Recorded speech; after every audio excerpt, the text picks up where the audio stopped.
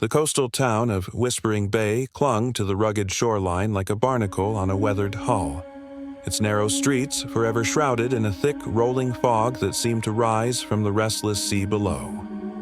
The air always carried the sharp tang of salt and the distant roar of waves crashing against the jagged cliffs, a constant reminder that nature here was as unforgiving as it was beautiful. On clear days, rare as they were, the horizon stretched out endlessly, but most mornings the mist swallowed everything beyond a few yards, turning familiar paths into eerie mazes. It was in this perpetual haze that young Liam Hargrove first encountered the looming shadow of Harbinger's Keep, the asylum that perched precariously on the highest bluff, its stone walls etched with centuries of wind and spray. Liam was just 10 years old that fateful morning when his Aunt Clara dragged him along for the visit. She was a sturdy woman in her 40s, with calloused hands from years of mending nets and hauling crates at the docks. Her face, lined from squinting into stormy horizons, rarely softened, but there was a quiet strength in her that Liam had come to rely on since his parents' disappearance. "Keep up, boy," she muttered, her grip firm on his small hand as they trudged up the winding path. The gravel crunched under their boots, and the fog parted just enough to reveal the keep's silhouette, a massive gray fortress with barred windows that stared out like empty eyes. Vines twisted around its base, and the faint cry of gulls overhead mixed with something else. Soft, murmuring whispers that seemed to emanate from the cliffs themselves. "Why do we have to go, Aunt Clara?" Liam whined, his voice small against the wind. He tugged at his woolen coat, which was too big and smelled of fish. "It's scary up there." She sighed, her breath visible in the chill air. "Because your father needs to see you. Family sticks together, even when the world's against us. Now hush, those walls have ears." The gate loomed ahead, iron spikes crowning its top like a crown of thorns. A grizzled gatekeeper, his hands scarred as if clawed by the sea itself, stood watch. He eyed them suspiciously, his uniform damp from the mist. "State your business," he grumbled, his voice rough like sandpaper. "Visiting Elias Hargrove," Aunt Clara replied steadily, handing over a crumpled permit. "I'm his sister-in-law, and this is his son." The gatekeeper scanned the paper, then nodded reluctantly. "Mind the rules. No touching, no gifts. And watch the tides. They rise quick this time of year." He swung the gate open with a creak that echoed down the cliffs, and as they stepped through, Liam felt a chill that had nothing to do with the weather. The whispers grew louder, like distant voices carried on the breeze, murmuring words he couldn't quite catch. Inside the keep, the air was thicker, laced with the scent of damp stone and something metallic, like blood mixed with brine. They passed through a dimly lit foyer where lanterns flickered, casting long shadows on the walls. Guards in stiff uniforms nodded curtly, their eyes hollow from long shifts. Aunt Clara led Liam down a corridor lined with heavy doors, each marked with faded numbers. From behind one, a low moan escaped, making Liam jump. "Easy now," Aunt Clara whispered. "These folks, they're not like us. Afflicted, they say. But your pa's different. He's just misunderstood." They reached the visitation room, a sparse chamber divided by a thick glass partition scarred with scratches. On the other side sat Elias Hargrove, Liam's father, his once broad shoulders now slumped under a gray jumpsuit. His hair was wild, streaked with premature white, and his eyes, deep blue like the ocean, lit up faintly when he saw them. A guard unlocked the door on his side, chaining Elias to the table before stepping back.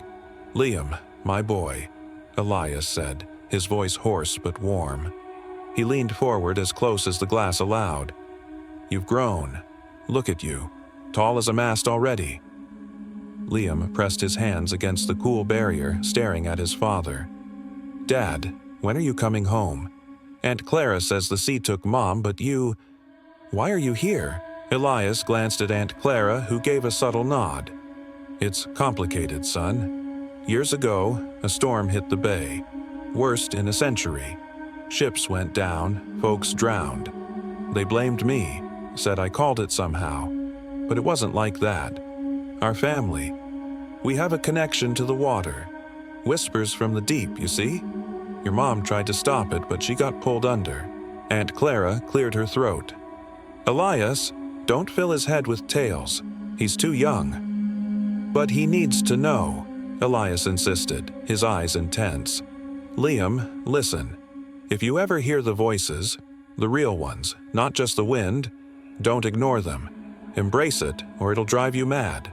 Suddenly, a commotion erupted from a nearby cell. An inmate, wild-eyed and ranting, banged against his door. The waves! They're coming for us all! His voice rose, and with it, the whispers in Liam's ears amplified, turning into vivid hallucinations. Liam saw flashes, churning waters swallowing boats, shadowy figures rising from the foam, and his own face, older, commanding the storm. He clutched his head, whimpering. Aunt Clara grabbed him. Liam, what's wrong? The guard rushed in, subduing the inmate with a sedative. But as the chaos settled, Aunt Clara's face paled. She swayed, her eyes glazing over as if seeing something far away. No, not now, she murmured, collapsing to her knees. Liam knelt beside her, panic rising. Aunt Clara! Elias pounded on the glass. Clara, get him out of here. The sea calls you home, Liam, but don't answer yet. As guards helped Aunt Clara to her feet, Liam's heart pounded. What secrets was she hiding? And why did his father's words feel like a warning of something awakening inside him? For years had slipped by like tides eroding the shore, and Liam Hargrove, now 14, had grown into a lanky teenager with his father's piercing blue eyes and a mop of unruly dark hair that the fog always seemed to tangle. Whispering Bay hadn't changed much.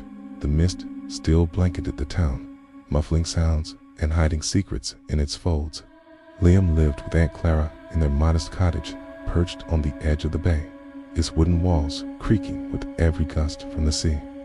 The place smelled of dried herbs and boiled fish. A far cry from the grand homes up on the bluffs where the town's elite resided, safe from the encroaching waves. Aunt Clara had recovered from that collapse at the keep, brushing it off as just a spell from the damp. But Liam noticed how she avoided the topic of his parents, now her stern demeanor hardening into something almost guarded.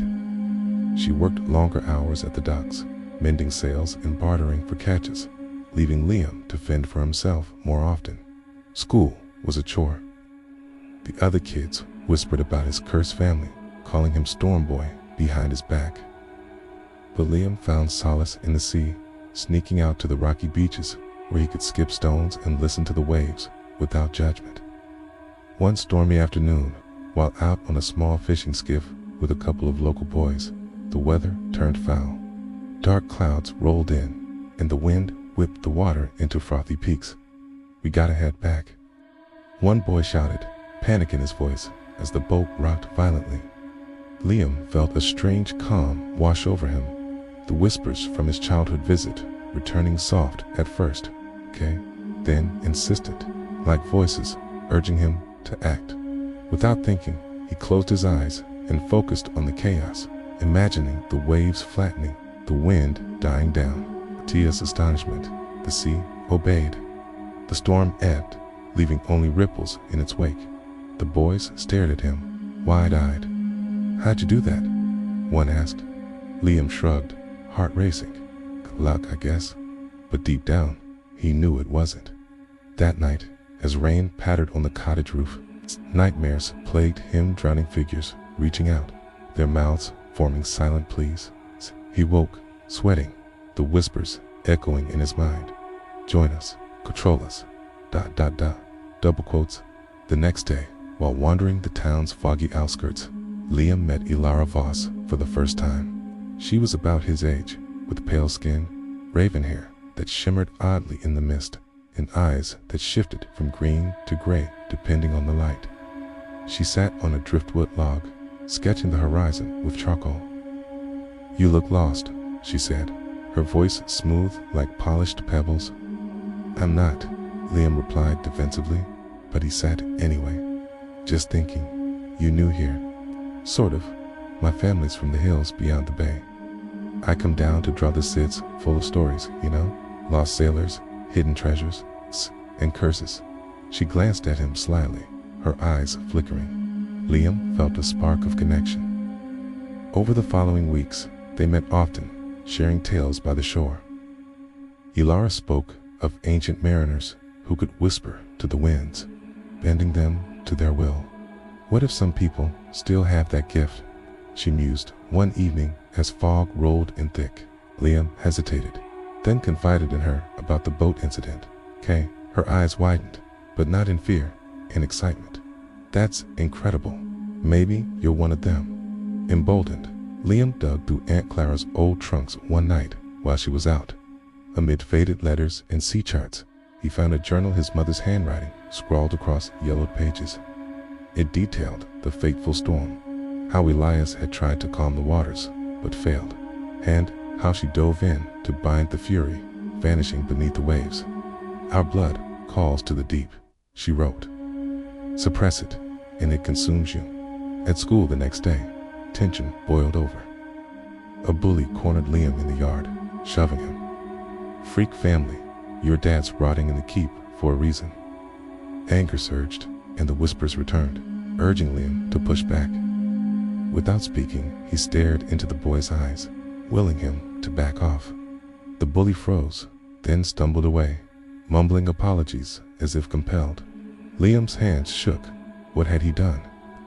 That evening, as dusk fell, Liam overheard Aunt Clara in the kitchen, arguing with a shadowy figure at the door, a tall man in a hooded coat. You can't keep the bloodline hidden forever, the man hissed. The boy shows signs. If the keep finds out, double quotes, he won't, Aunt Clara snapped. I'll protect him, like I did for Elias. The door slammed, and Liam hid in the shadows, mind reeling. Protect him from what?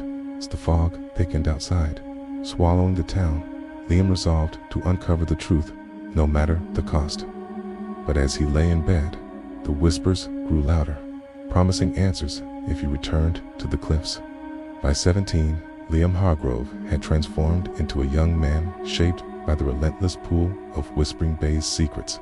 Kay, tall and lean from years of clambering over rocks and helping at the docks, he carried himself with a quiet intensity, his blue eyes often distant, as if listening to unheard melodies from the sea. The fog had become a constant companion, mirroring the haze in his mind filled with unanswered questions about his parents and the strange abilities bubbling within him. Aunt Clara's protectiveness had only grown, forbidding any mention of the keep and burying herself in work to avoid his probing questions.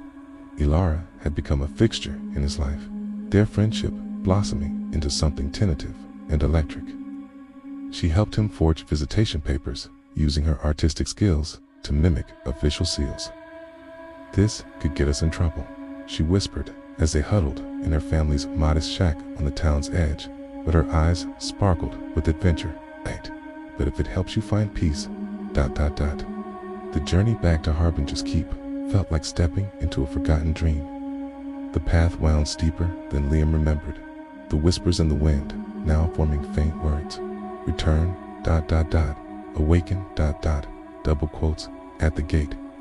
The same scarred keeper grumbled, but waved them through after scrutinizing the documents. Inside, they were greeted by Warden Vossatal, elegant man with unnaturally pale skin and sharp features, his eyes hidden behind tinted spectacles. He moved with predatory grace, avoiding the slivers of sunlight piercing the fogged windows. Mr. Hargrove, Voss said, his voice a silky drawl. Surprise visit. Your father is ... stable today. Follow me. The corridors twisted like veins in stone, echoing with distant cries and the drip of condensation. Liam's heart pounded as they entered the visitation room. Elias looked even more diminished, his frame frail, skin sallow under the harsh lights. But his eyes brightened at the sight of Liam. Son, ... you've come back. Through the glass, Elias shared fragments of their heritage. We're descendants of the Old One Sirens who once ruled the coasts.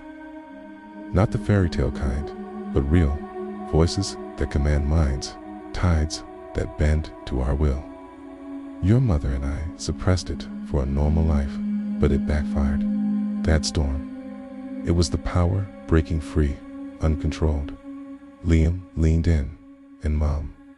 The journal said she bound something. Elias nodded grimly. She merged with the seed to seal a rift in ancient evil stirring below. But the cost, suppression, leads to madness. Boy, brace your gifts, or the keep will claim you too. Suddenly, alarms blared. In the adjacent hall, inmates rattled their cells, chanting incoherently. The walls seemed to shift, tones grinding like living flesh as the keep's defenses activated delusions of flooding waters, trapping the rioters in panic. Liam clutched his head as visions assaulted him, his mother dissolving into foam, her essence guarding the depths. Ilara gripped his arm, her face pale. As order restored, Elias pressed on. There's more. Thorn, in cell 47, he knows the old ways. Seek him if you can. Warden Voss reappeared, eyeing Liam suspiciously. Okay, time's up. Disturbances like this, they're omens. Outside, as fog enveloped them, Ilara confessed she'd followed out of worry.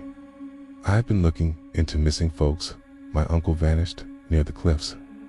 This place hides things. Liam nodded, but Elias's warning echoed. An awakening was coming. As they descended, the mist parted briefly, revealing a shadowy figure watching from the bluffs. Who was it, and what did they want with him? At 22, Liam Hargrove had left boyhood behind, his body hardened by labor and his spirit tempered by secrets. He took a job as a maintenance worker at Harbinger's keep, scrubbing floors and repairing leaks in the dripping halls, all to stay close to Elias and unravel the family mysteries. The keep's interior was a labyrinth of stone and iron, where shadows danced in torchlight and the air hummed with suppressed energy. Inmates with afflictions, shapeshifters, visionaries, elementals whispered from their cells, their eyes following him as he mopped. Ilara worked as a volunteer aide, distributing meals and listening to stories. Their relationship deepened, stolen moments in storage rooms, her lips soft against his, her eyes shifting colors and passion. I do this for my brother, she confided one night. He was locked up for uncontrolled shifts. Connie to free him. Liam nodded, sharing his discoveries. A hidden basement portal, a swirling vortex of water leading to submerged chambers. It's like the keep guards, something below the rift my mother sealed. Aunt Clara visited unannounced one day, her face etched with worry. This place will ruin you, Liam. I suppressed my empathy with the spirits to keep you safe, but it's weakening. The voices, calling louder. In a heated argument in the foyer, Clara's control slipped. Waves crashed louder outside, mirroring her turmoil. Your father begged me to hide you, for they know what you are. Da da da. Double quotes. Liam pressed. Then help me understand. That night, during a storm, an inmate raged in his cell, flames flickering from his fingers. Guards struggled, but Liam stepped forward, his voice a low hum that calmed the man instantly, minds bending to his will. Warden Voss witnessed it, his pale face twisting into a smile. Impressive, but power like yours attracts attention. Tread carefully, or join your father permanently, as thunder rolled. Q. Liam wondered, was Ilara's affection genuine, or part of a larger deception? Key. The portal below pulsed, whispering invitations. Liam's powers surged, manifesting in vivid nightmares where he commanded tsunamis and bent wills. Thorn, the grizzled inmate, mentor with prophetic scars, trained him in secret teaching control through meditation in his cell. The keep is alive, Thorn rasped. It feeds on our suppression, strengthening the barrier against sea beasts, but push back, and it fights. Ilara's presence was a balm, their love intense, but doubt crept in when Liam caught her whispering to Voss. Twist. She was a shapeshifter, planted to monitor bloodlines like his. I didn't mean to fall for you, she admitted tearfully during a confrontation. An escape plot, unfolded Thorn, Elias, and others targeting the portal. Chaos erupted. Inmates broke free, guards clashing in halls. Liam used his siren call to influence minds, saving allies but causing guards to drown in illusory floods. Aunt Clara arrived, channeling her power to aid, but sacrificed energy, aging rapidly. As the portal cracked open, Liam's body convulsed, scales glimmering on his skin.